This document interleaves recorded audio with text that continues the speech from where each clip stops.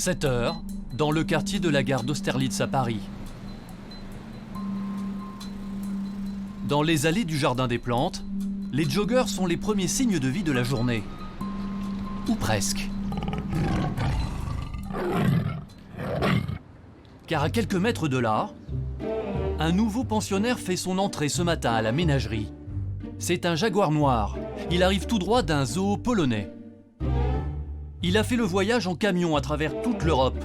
1500 km parcourus pour rejoindre Paris. Cela fait 1 an que le zoo du Jardin des Plantes l'attendait, car il s'agit d'un animal rare. C'est bon? Il a passé la tête? Il s'appelle Aramis. Il sera bientôt l'un des hôtes de prestige de la fauverie. Aramis va rejoindre d'autres fauves récemment arrivés ici, comme Black Ear, le caracal, qu'on appelle aussi lynx du désert, un fauve originaire d'Asie, et Tao, la panthère de Chine, l'une des espèces de panthères les plus menacées d'extinction. Aramis? Aramis? Aramis? Christelle Hanot est chef soigneur de la ménagerie depuis 14 ans. Alors, bonhomme. Alors, on a l'impression franchement qu'ils s'en fichent que je leur parle. Sauf que si vous regardez bien, ils ont des comportements un peu différents. Laïla va fermer les yeux, Aramis va bouger légèrement la queue, sans forcément me regarder. C'est un peu le dédain des fauves. Hein. Voilà, oui, on sait que t'es là, mais je te regarde pas trop. Ça va, mon pépère? Ça va, mon bonhomme? Elle est particulièrement fière de pouvoir bichonner de telles bêtes. Viens, Loulou, viens. Aramis, c'est vraiment le plus spectaculaire, de par sa taille, de par son poids. Il fait 82 kilos, et avoir un jaguar noir comme ça, c'est pas si commun. C'est lui le nouveau roi du zoo? J'avoue que c'est le nouveau roi de la fauverie au moins, du zoo, voilà, mais en tout cas de la fauverie, oui, ça c'est sûr. Christelle ne se lasse pas d'admirer ses nouveaux occupants. Mais elle sait surtout que pour le zoo, leur arrivée est capitale. La ménagerie a fait le choix de présenter des animaux qui ne vont pas être vus partout. Et ça donne un petit intérêt, un petit piquant en plus aussi pour les soigneurs et bien sûr pour le visiteur. Pour obtenir ces fauves, la ménagerie n'a pas fait de chèque. C'est un don d'un zoo polonais qui lui a permis d'obtenir les félins. Et peut-être que dans quelques années, c'est elle qui fera à son tour un don à un autre zoo. L'objectif, c'est bien de doper la fréquentation, car aujourd'hui, entre les zoos, la compétition fait rage. Il faut savoir que la France est particulièrement riche en zoos. Notre pays en compte près de 200, soit à lui seul, presque 10% des parcs zoologiques du monde entier. D'ailleurs, ils ont beaucoup de succès. Malgré la crise, les visiteurs sont toujours plus nombreux chaque année. L'an passé, les zoos ont enregistré presque 12 millions d'entrées. C'est un chiffre en constante progression. Au-delà de l'aspect touristique, ces zoos ont des missions essentielles. Favoriser la reproduction des espèces et sensibiliser le public à la conservation animale. Mais 75% des zoos sont des sociétés privées. Et entretenir une ménagerie, c'est faire face à des dépenses colossales, notamment en soins et en nourriture. Alors pour survivre, Bonjour. il y a une obligation, la réussite commerciale. Comment les zoos font-ils pour se démarquer les uns des autres? Quels sont ceux qui profitent le plus de la passion des Français pour les animaux sauvages?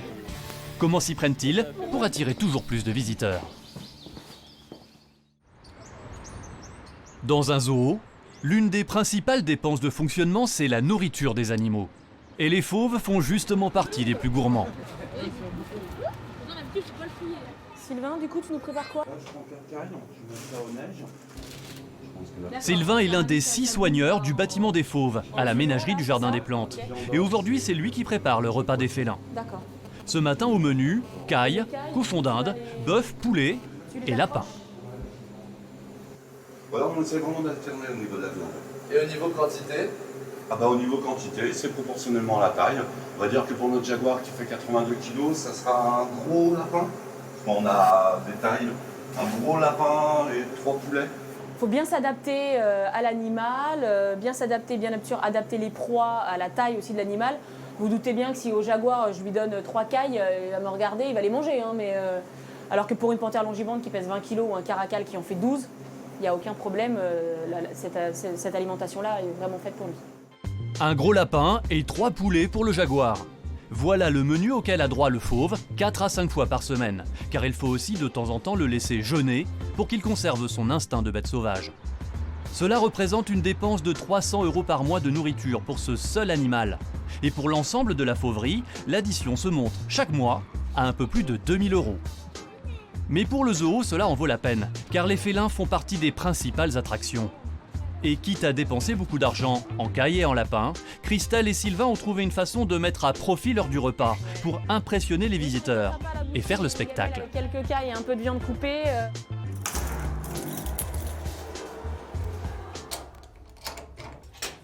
2 fois par semaine, les soigneurs organisent des activités ludiques avec le fauve. Et la distribution de nourriture se fait de façon, vous allez le voir, plutôt surprenante. Donc là, on est dans la cage extérieure d'Aramis, notre jaguar. Et donc les soigneurs ont fabriqué donc, cette boule en tuyau de pompier recyclé. Et on est en train de mettre donc, des petits morceaux de viande un peu partout dans les petites rainures pour que Aramis ensuite cherche la viande et s'amuse avec cette boule. C'est une façon de le stimuler physiquement, psychologiquement et d'avoir cette espèce de petit instinct d'animal qui cherche, d'animal qui sent. Et c'est vraiment l'instinct vraiment des fauves. Développer cet instinct naturel de chasseur permet de garder les animaux en forme. Pour la panthère des neiges, la stimulation passe par un autre stratagème. La nourriture est suspendue en hauteur. Donc des cailles que l'on va accrocher. On va en accrocher une ici, qu'est-ce que t'en penses? Une Oui, là. Faut qu'on les mette sur les grandes branches parce qu'il va tout nous détruire, sinon les petits boulots il va les détruire. Ouais, Alors, ça là, peut on être ne peut pas sympa. celle-ci parce que celle-ci est très abîmée. Ah ouais, peut-être essayer de faire un truc là. Ouais. Cela obligera l'animal à sauter ou à escalader les arbustes. C'est bon pour le garder en forme. Et c'est plus sympathique à regarder pour les visiteurs. C'est un jeu pour vous aussi en fait. Ça nous stimule aussi, nous, oui, c'est ça, oui. En fait, les enrichissements ne doivent pas être toujours les mêmes, d'une part. Et de deux, la fréquence doit être assez longue. Puisque si on répète toujours la même chose, ils en prennent l'habitude. Une fois les dispositifs installés, Sylvain et Christelle font entrer les fauves dans leurs enclos extérieurs. Sylvain pour Christelle, Aramis est dehors. Des fauves épanouis et en mouvement. C'est bien plus attirant pour le public. Les panthères, ça plaît beaucoup au public. Ils sont assez sensibles, c'est le côté un peu effrayant, prédateur, carnivore et le fait de ne pas en voir non plus à tout bout de champ et de ne pas en voir très très souvent. Tout le côté un petit peu piquant, animaux dangereux, ce genre de choses, attire le public. Et bien sûr, on en profite aussi du coup pour attirer l'attention du public sur d'autres espèces. Oui, Sylvain? C'est rare de voir comme ça la couleur du pelage tigré et en même temps noir, c'est vrai que c'est intéressant. Bah oui, parce que c'est pas courant, je trouve quand même. Hein. Dans des zoos, c'est rare de voir. Miser sur les félins pour attirer plus de visiteurs dans la ménagerie, c'est une politique de long terme soigneusement mise au point par Michel Saint-Jalm, le patron des lieux. Bonjour Christelle, comment ça va ce matin? Bah écoute, ça va bien. On a donc sorti tous les fauves habituels et on a sorti le jaguar. Si aujourd'hui la fauverie est l'un des centres d'attraction du site, c'est grâce à ses pensionnaires bien sûr. Mais c'est aussi parce que le zoo a fait le choix d'y investir beaucoup d'argent ces dernières années. Le bâtiment, il faut le savoir, n'était plus de première jeunesse. La fauverie du jardin d'acclimatation a été construite en 1937. Elle est d'ailleurs classée monument historique. À l'origine, les cages étaient exiguës et la décoration était succincte, à peine quelques rochers factices. L'objectif était simplement de donner à voir les animaux sauvages aux visiteurs. Mais le confort des bêtes n'était pas vraiment une priorité à cette époque. Avec le temps, le bâtiment est devenu vétuste et surtout les visiteurs sont devenus plus soucieux du bien-être des animaux. Plus question d'enfermer les fauves dans des prisons étroites. Alors la ménagerie a investi 1 million d'euros dans sa réhabilitation. Des travaux indispensables qui ont duré 7 ans. C'est à ce prix-là que l'on attire aujourd'hui les amateurs d'animaux sauvages. Nous avons réussi dans le réaménagement de cette fauverie de reconstituer des milieux qui évoquent les milieux naturels. Comme les félins sont des arboricoles, ils peuvent grimper aux arbres, ce qui multiplie par 3, par 4, voire par 5 la superficie réelle de la cage. Aujourd'hui, pour avoir du succès, les zoos ont dû se transformer en profondeur. Terminer les petites cages en béton. Désormais, les parcs zoologiques investissent massivement dans l'aménagement de l'environnement animal. La mentalité des visiteurs de zoos a changé. Lorsque le public paye son billet, il veut voir des animaux en bonne santé et en liberté dans des espaces adaptés. La mise en scène de la vie animale est devenue aussi importante que les animaux eux-mêmes. Alors pour les zoos, tout l'enjeu c'est de recréer des environnements les plus proches possibles des habitats d'origine des animaux. Et certains zoos ont décidé de tout miser là-dessus pour offrir des scénographies grandioses et attirer toujours plus de visiteurs. Direction les plages de Charente-Maritime, à 15 km de Royan. Patrick Caillé habite la région depuis toujours, et pourtant il ne se lasse jamais de ce paysage. Et oui, regardez un peu cette plage. Vous avez 20 km de côte comme ça, de sable, avec la mer en face. Et là, c'est absolument magnifique et c'est extrêmement prisé par les vacanciers. Et juillet-août, il y a des centaines de milliers de vacanciers qui viennent dans le pays royannais. Et c'est ce qui a déterminé le choix fait par mon père il y a presque 50 ans bientôt pour implanter le zoo à La Palmyre. Car Patrick Caillé est directeur du zoo de La Palmyre, un zoo créé à quelques kilomètres seulement de cette plage. Tout a commencé dans les années 50. Le père de Patrick, Claude Caillé, se prend de passion pour les animaux sauvages. En compagnie de sa femme, Irène, il sillonne les routes de France avec un petit zoo ambulant. Il présente des animaux dans des écoles. Et quelques années plus tard, il ira même capturer ses propres animaux en Afrique. À l'époque, c'était encore autorisé. En 1966, Claude Caillé s'installe à La Palmyre sur un terrain de 3 hectares et il ouvre son parc. Il n'a alors que 60 animaux et 3 salariés. Mais dès la première année, c'est un énorme succès. La Palmyre enregistre 120 000 entrées. Et c'est en partie grâce à son positionnement géographique qu'aujourd'hui, La Palmyre est le 2e zoo privé de France. Les 2/3 des entrées se font entre juillet et août. Les jours records, 16 000 personnes font une halte au zoo. Tous les gens qui sont en vacances passent devant le zoo pour accéder à ces plages. Et évidemment, pour ceux qui ne connaissent pas trop le coin, ils s'aperçoivent qu'il y a un zoo, ils en discutent. Et notre meilleure publicité, d'ailleurs, c'est le bouche à oreille. 85% des gens qui viennent au zoo de La Palmyre viennent parce qu'on leur en a parlé. Une réussite fulgurante qui a nécessité des dizaines de millions d'euros d'investissement.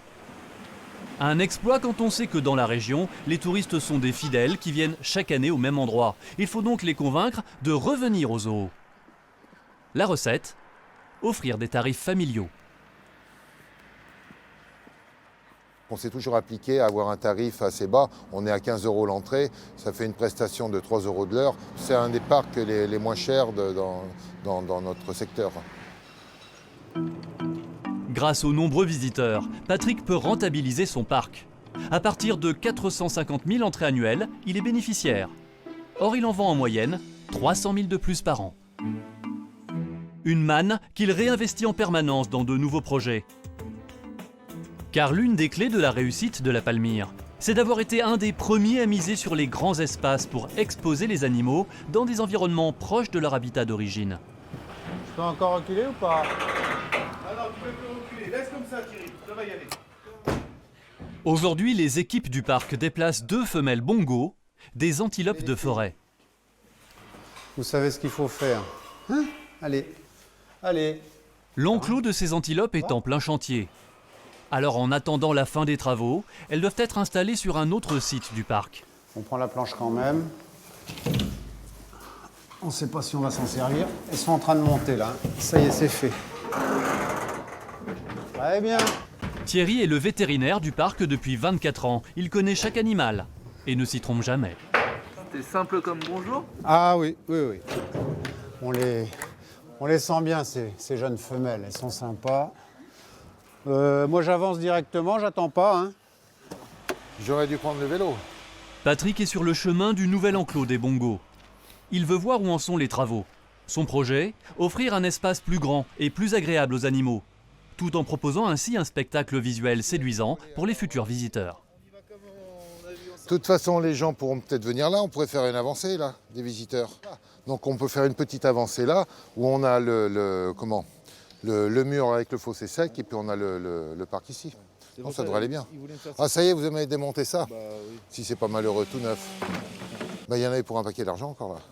Là, on remanie le parc parce qu'il n'était absolument pas esthétique. On apercevait le bâtiment des tigres derrière. On avait des grilles tout autour. Il était vraiment affreux. Donc on est en train de le refaire intégralement. Et on va faire un petit fossé sec comme on a fait au Coudou, ce qui fait que les visiteurs peuvent voir les animaux sans avoir de clôture entre eux dans le champ de vision. Hein. Donc ça devrait être sympa. Le zoo de la Palmyre est implanté au cœur d'une immense pinède naturelle.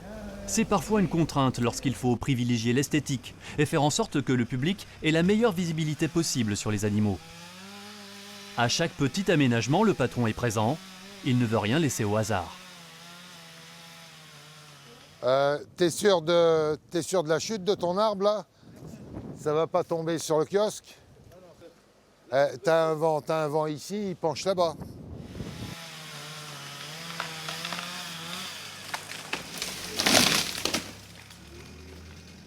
Pile poil. Patrick est un peu maniaque. Un zoo doit toujours avoir l'air neuf et propre. Alors pour ça, il ne regarde jamais à la dépense. Dans son parc, Patrick estime qu'un enclos doit être renouvelé tous les 15 ans. La présentation d'une espèce, ce qui en fait l'intérêt à 80%, c'est le mode de présentation, que l'espèce soit mise en valeur, plus que l'espèce en elle-même. Comme un bijou, si vous le mettez dans un bel écrin, vous le valorisez. Donc pour les animaux, c'est un peu la même chose. Des espaces sur mesure pour les animaux. C'est par exemple ce bassin pour les 2 ours polaires. Une fosse de 20 mètres de long sur 20 mètres de large et 3 mètres de profondeur. Sa construction a coûté 3 millions d'euros. Mais le plus beau des écrins de Patrick, sa plus grande fierté, c'est un gigantesque bâtiment de 3000 mètres carrés, une fantaisie architecturale, et autour, 3 presqu'îles de 1000 mètres carrés chacune. C'est le plus gros investissement de ces dernières années, plus de 10 millions d'euros, entièrement financés par la trésorerie du parc. Cet univers impressionnant, c'est celui des grands singes. Ici vivent gorilles, chimpanzés et orang-outans. Et mon père. Des espèces qui jouissent rarement d'un tel environnement en captivité. Une fois encore, Patrick a voulu conjuguer plaisir des yeux et bien-être des animaux. Une ligne de conduite qui a fait le succès de la Palmyre. Vous avez un plancher chauffant, ça donne un certain confort pour les animaux quand ils se mettent sur le ciment, mais également une chaleur qui nous permet de sécher les vides et d'éviter la condensation. Ensuite, au milieu, vous avez l'écorce, le sol est naturel. Dessous, c'est du sable, donc il n'y a pas de béton à cet endroit-là, on est en direct avec le sol. Ensuite, vous avez tous les agrès, alors qu'il faut bien sûr concevoir de façon très solide. Hein, les lianes, c'est un câble d'acier qui est enrobé de mastic teinté. Ça donne l'aspect d'une liane. Les planches sont très dures, sinon ils les rongeraient. Et ce n'est pas tout. Tout autour, des rochers entièrement végétalisés. Et au plafond, des vitres auto-nettoyantes. Au mur, des bouches d'air qui contrôlent l'atmosphère des enclos. Mais le plus gros défi de ce complexe pharaonique, c'est le chauffage. La chaudière, elle n'est pas à 3 km. Patrick s'est donné les moyens de la réussite. Direction la chaufferie. Donc je vous amène dans l'endroit où on a la chaufferie. Ça se met en marche, donc il y aura un peu de bruit. On a 2 chaudières, une seule suffirait, mais donc j'en ai installé 2 au cas où une soit en panne, donc on peut travailler avec la deuxième. Et j'ai également un groupe électrogène spécifique au bâtiment qui me permet d'être autonome, parce que les gorilles, on ne peut pas leur enfiler un cache-colle et puis une parka, hein, c'est pas possible. Donc on doit absolument conserver une température entre 18 et 20 degrés. Pour l'installation de toute cette plomberie, le patron a déboursé 600 000 euros. Chaque année, 15 tonnes de gaz sont nécessaires, soit l'équivalent des besoins de 3 immeubles d'habitation. Mais cette belle et coûteuse chaufferie a un atout. Elle a été conçue pour limiter les dépenses énergétiques. Donc tous les tuyaux de sortie et de retour sont calorifugés pour éviter d'avoir une déperdition. Ne serait-ce que pour réduire la facture, l'isolation est très importante. Donc tout le bâtiment est isolé du sol au plafond de façon à faire une économie. Et je dirais qu'une bonne isolation permet à peu près de diviser la facture par 2, la consommation par 2. Une facture divisée par 2. Au lieu des 40 000 euros de dépenses prévues, Patrick n'en paie finalement que 20 000. Mais pour un zoo comme la Palmyre, si les gros investissements sont ponctuels, les frais de fonctionnement, eux, sont permanents et exorbitants. Salaire, produits d'entretien, matériel vétérinaire, au quotidien le parc débourse 18 000 € en frais de fonctionnement. Et bien sûr, là encore, un des plus gros postes de dépenses, c'est la nourriture destinée aux animaux. Ce matin, c'est livraison de fruits et légumes. En une demi-heure, 2 tonnes de produits frais sont ainsi déchargés et stockés. Ils seront engloutis en seulement 4 jours. C'est Jérôme, le responsable animalier du parc, qui se charge de la réception. Là, c'est fruits et légumes, donc multiples et variés.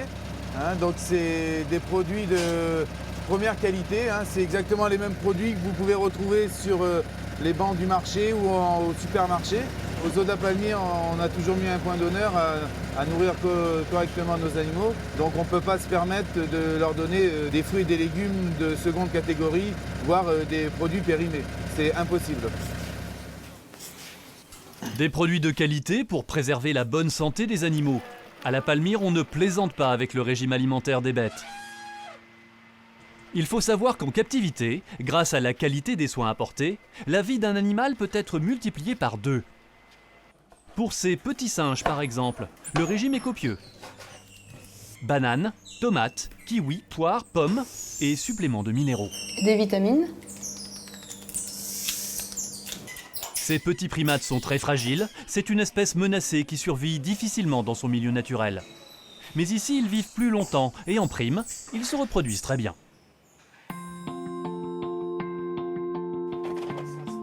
Mais tous les efforts de la Palmyre pour présenter de beaux animaux dans de magnifiques enclos seraient totalement inutiles sans un vétérinaire. Chauffage pour qu'elle soit plus à l'aise. Aujourd'hui, Thierry et son assistante s'apprêtent à soigner un jaguar. Une fois l'animal endormi, les choses sérieuses commencent. Des opérations comme celle-là, Thierry en pratique toutes les semaines. Un jaguar qui a une dent cassée, infectée dans la nature, bon, il a une durée de vie forcément limitée. Ici,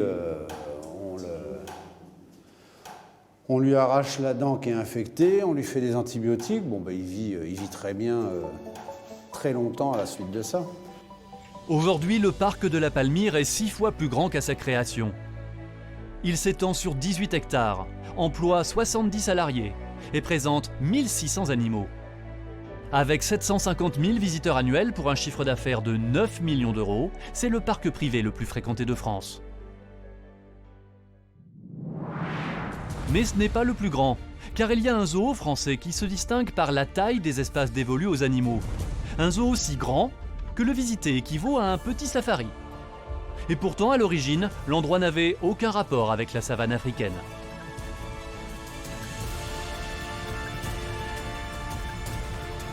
Ici évoluent librement éléphants, rhinocéros, zèbres et antilopes. Pourtant, nous ne sommes ni au Kenya ni dans le Serengeti, mais à 40 km de Paris, dans le parc de Thoiry. Une véritable invitation au voyage. En France, ce zoo a bouleversé la profession avec une idée de génie, proposer un safari aux portes de la capitale. Un concept révolutionnaire qui inverse la donne. Ce sont les visiteurs qui sont en cage dans leur voiture pour mieux admirer des animaux en semi-liberté dans d'immenses étendues. Plus de 150 hectares au total. Un pari insensé, imaginé il y a plus de 50 ans, par un homme qui n'a pas eu peur de penser autrement. Dans les années 60, le château de Thoiry, propriété familiale depuis 15 générations, plonge la famille Lapanouse au bord de la faillite. L'entretien des bâtiments engloutit chaque année de véritables fortunes. Alors avant qu'il ne soit trop tard, c'est le fils, Paul, âgé alors de 23 ans, qui a cette idée folle, sauver le château en y installant un parc animalier.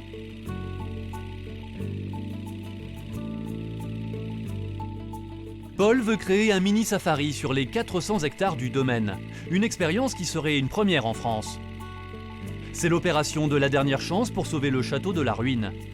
La famille vend une forêt dans les Vosges pour payer les aménagements et acheter les premiers animaux.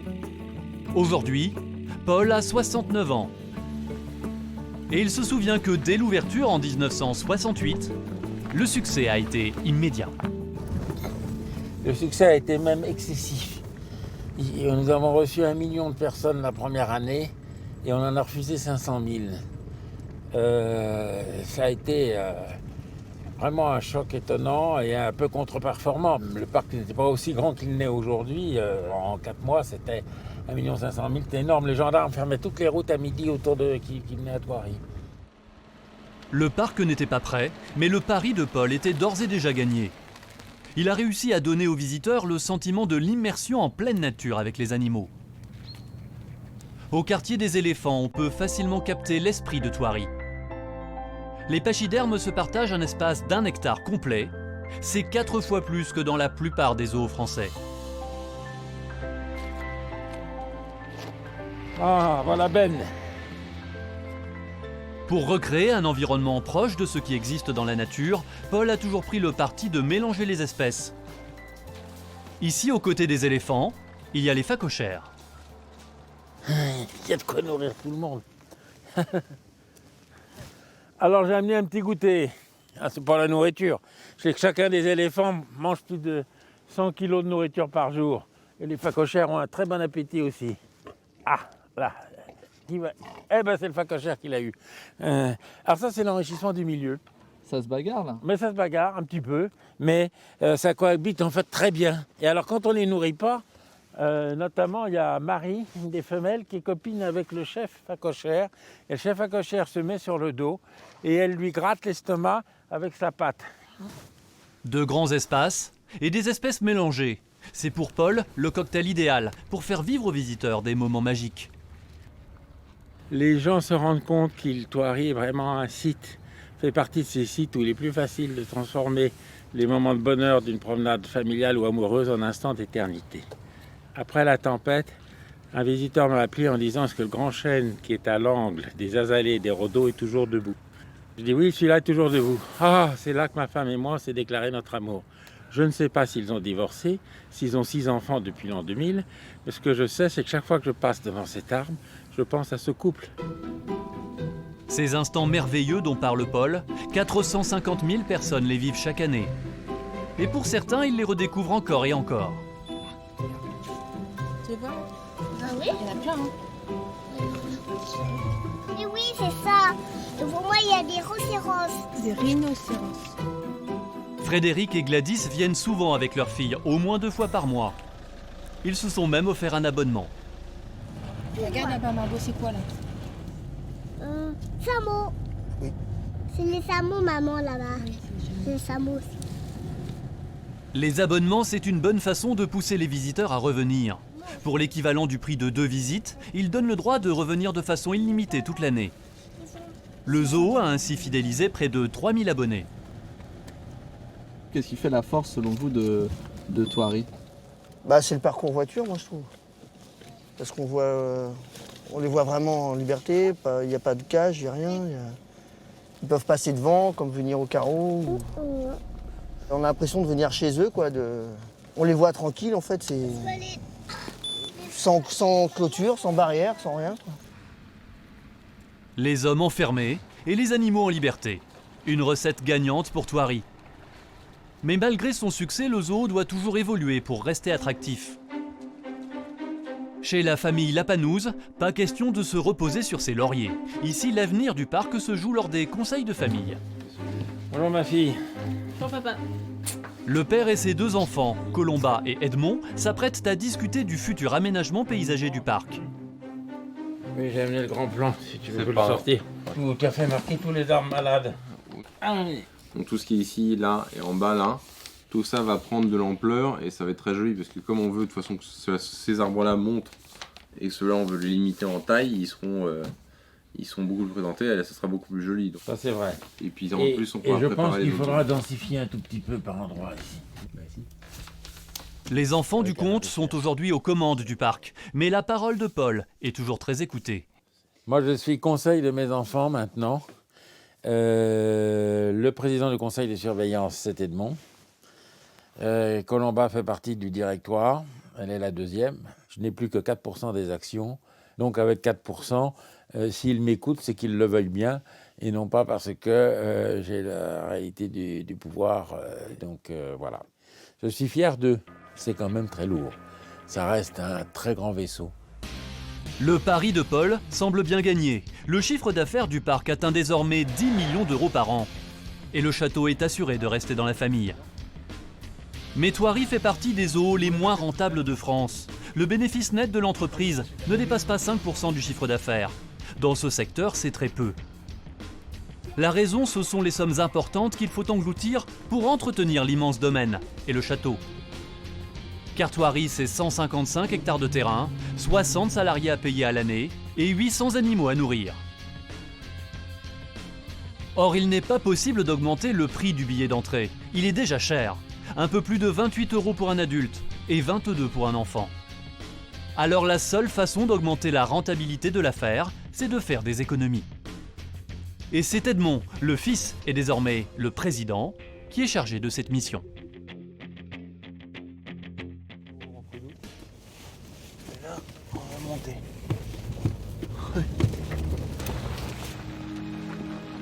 Edmond a eu une idée toute simple. Les 450 000 visiteurs annuels et les 800 animaux produisent beaucoup de déchets.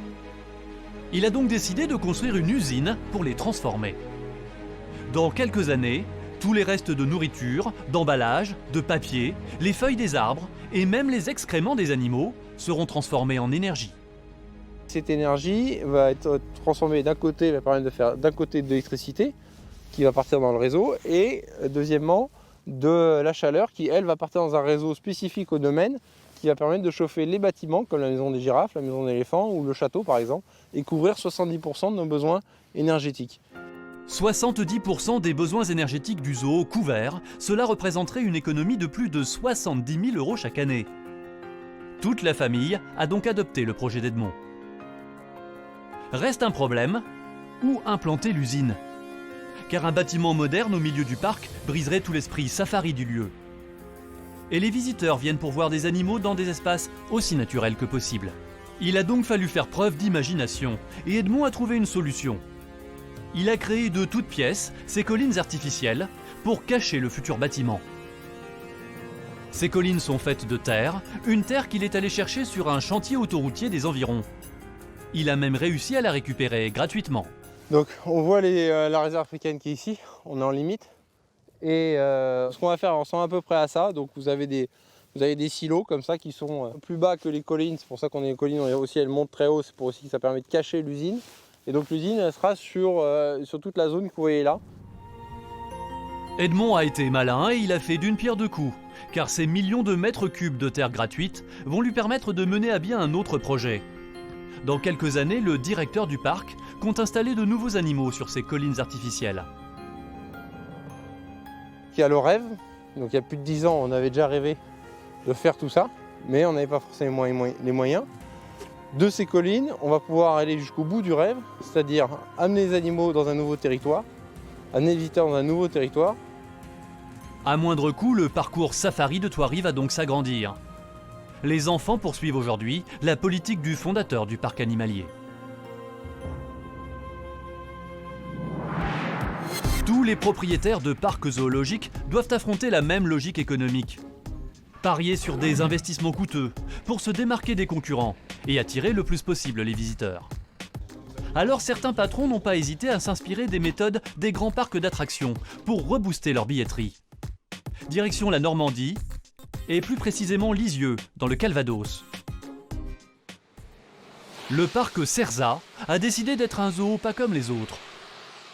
Ici, on ne se contente pas de regarder les animaux, on les côtoie, on les nourrit, on les touche même de près de temps en temps. Et certains de ces animaux sont particulièrement surprenants. Bonjour à tous, rebonjour. Allez-y, vous pouvez avancer jusqu'à la barrière. Dans ce parc, on reçoit aujourd'hui 320 000 visiteurs par an. Et pour marquer les esprits et faire fonctionner le bouche à oreille, on cherche par tous les moyens à se différencier des autres zoos. Sur votre droite, dans l'enclos en contrebas, vous pourrez... Pour impressionner les vacanciers, on mise notamment sur des animaux exceptionnels. C'est les tigres. Il y a les tigres. Là-bas, les blancs. À gauche. Le tigre blanc, Un animal rare qui fait rêver les visiteurs. Ils sont magnifiques. Regarde comment ils sont beaux, Tony. Regarde. En réalité, ces superbes spécimens, qui semblent sortis tout droit d'un conte pour enfants, sont une anomalie de la nature. Ils n'existent pas dans la vie sauvage. Ceux que l'on peut voir dans quelques zoos dans le monde sont tous issus de la même anomalie génétique de départ, chez un tigre du Bengale. Certains zoos refusent même d'exhiber ces animaux. Ils estiment qu'il s'agit d'une façon un peu sensationnaliste de faire venir les visiteurs. Mais le patron de ce parc, Thierry Jardin, n'a pas ces états d'âme. Pour lui, le tigre blanc, c'est d'abord une formidable machine à séduire le public. Où est mon bonhomme? Oh, tu veux des caresses, hein. Le tigre blanc serait une façon de sensibiliser les spectateurs à la cause des tigres. Je dirais que le tigre blanc est plus spectaculaire que le tigre de Sumatra. Le tigre de Sumatra étant plus important en termes de conservation, bien évidemment, que le tigre blanc, puisque le tigre blanc n'existe pas dans la nature, hein. C'est je dirais, une sélection qui a été faite un petit peu par l'homme, une erreur de la nature, mais il doit être l'ambassadeur des tigres.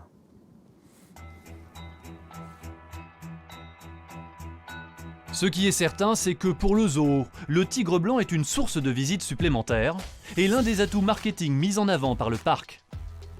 On le retrouve dans la boutique de souvenirs, déclinée en de nombreux produits dérivés.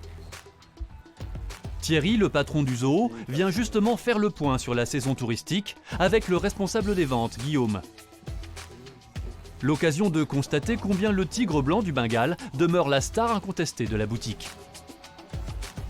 On est à plus de 10 000 pièces par an si on confond les différentes tailles. Contrairement à une peluche, par exemple, une peluche, je sais pas, loup par exemple, ou pélican, ou lion, où là on va tout de suite descendre à 1000 pièces sur une année. En clair, le tigre blanc a donc 10 fois plus de succès que ses camarades. Et à Cerza, tout est fait pour que le visiteur se transforme en consommateur. Cette boutique de souvenirs est l'une des plus performantes des zoos français.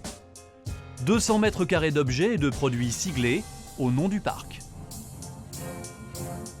Les gens recherchent énormément ce type de produit. On va avoir à la fois des calendriers qui vont être marqués avec le logo du parc.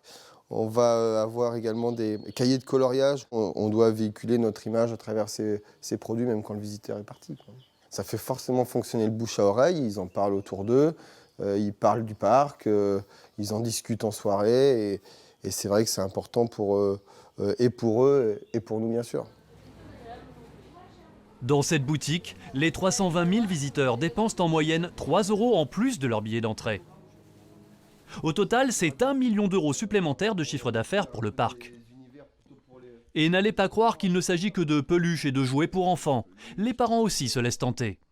Cette zone-là où on a un certain nombre de lampes, on a un certain nombre d'objets de décoration ici qui sont effectivement une niche supplémentaire en termes de vente pour nous. C'est clair que ce n'est pas négligeable. Ces produits-là ne concurrencent pas les autres et si un enfant a souhaité faire acheter à ses parents une peluche et que l'adulte souhaite une décoration ou un djembé quelconque, c'est clair que les deux produits seront emportés, quoi. Un tel espace commercial spécialisé dans la décoration, c'est unique dans les zoos français. Cela permet au parc d'augmenter son chiffre d'affaires total de 12%. Et le propriétaire des lieux ne s'est pas arrêté là pour faire de son parc un business florissant. Thierry s'est rendu compte que plus les gens restaient au parc, plus ils consommaient sur place. Il a donc trouvé la solution pour les faire rester le plus longtemps possible.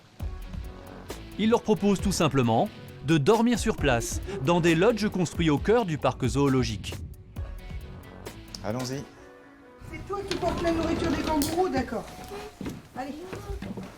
Les vrais charmes de cette location, c'est au petit jour que la famille les découvre. Qu'est-ce qui vous a marqué au réveil, en premier ce matin? Les animaux, parce qu'en fait on était réveillés par les animaux. On se croirait vraiment ailleurs là. C'est ce que vous recherchiez? Oui, oui. On cherchait quelque chose de différent en fait, qu'une simple visite courte. Donc là, on est un petit peu immergé dans leur habitat. Donc là, c'est quasiment eux qui sont au zoo et qui nous observent à certains moments, parce qu'il y a des petits kangourous qui... Tu portes la nourriture des kangourous? Pour passer 2 nuits ici, la famille a déboursé 350 €. À ce tarif, le visiteur a le sentiment de se réveiller en pleine jungle. C'est le concept phare du zoo de Cerza.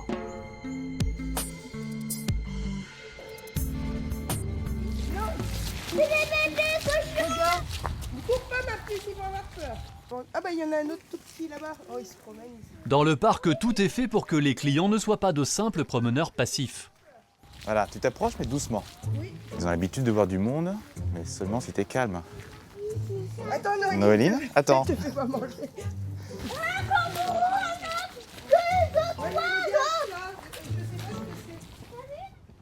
En France, sur plus de 200 zoos, seuls 3 possèdent un hôtel aussi bien implanté au sein même du parc animalier. Et cette formule séduit. Ici, il y a plus de 200 lits. L'été, les grands week-ends et les vacances scolaires, tout est complet. Le concept de ces lodges était un petit peu d'apporter aux gens un côté exotique, de prolonger la magie de la visite du zoo, pouvoir y dormir, avoir une expérience un peu de ces grands lodges africains au Kenya ou en Tanzanie et ne pas avoir la nécessité de faire 10 000 km en avion. C'est au retour d'un voyage en Afrique que Thierry a eu l'idée de ce complexe hôtelier. Les premiers lodges sont sortis de terre en 2006, à l'occasion des 20 ans du parc. Voilà, donc c'est vrai que la vue ici est assez remarquable. Très vite, le site s'est développé, jusqu'à devenir l'une des principales bases arrières du tourisme en Normandie. Les clients qui y séjournent font souvent une halte de quelques jours, et ils en profitent pour visiter aussi les plages du débarquement, la ville d'Honfleur ou encore les falaises d'Étretat. Pour le zoo, ces longs séjours sont très rentables. 20% du chiffre d'affaires du parc est réalisé grâce aux lodges. Les réservations qui se font sur la partie des lodges sont en général faites de nombreux mois à l'avance. Donc de toute façon, on a une certaine assurance d'un chiffre d'affaires de réaliser. On est moins sur de la visite dernière minute. Donc ça nous apporte vraiment une certaine sérénité au niveau de notre travail. Et ça marche tellement bien que le chantier se poursuit. En cours, 9 nouvelles habitations. Les fondations sont coulées, les plateformes sont en place. Coût des travaux, plus de 500 000 €. En 6 ou 7 ans, Thierry espère rentabiliser l'investissement.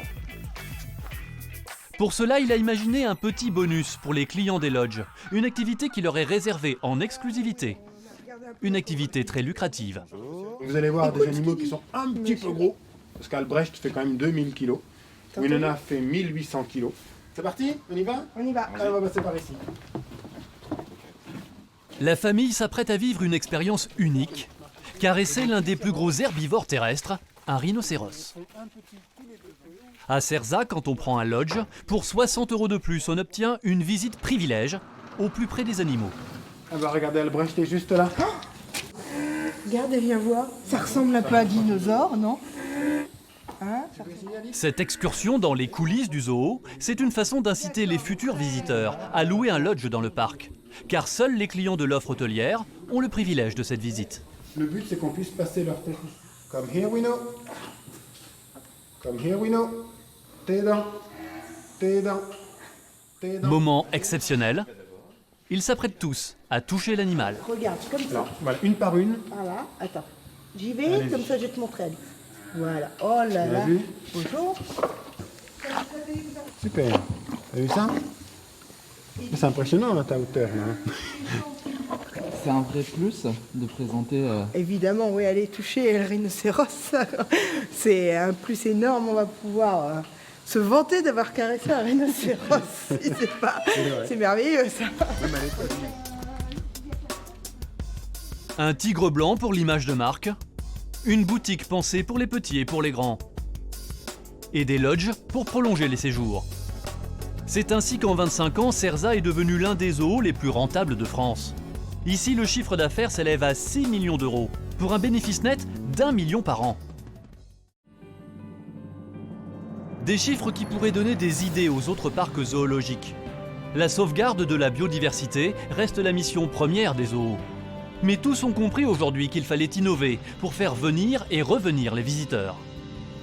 C'est à ce prix qu'ils pourront demeurer les derniers sanctuaires des animaux sauvages.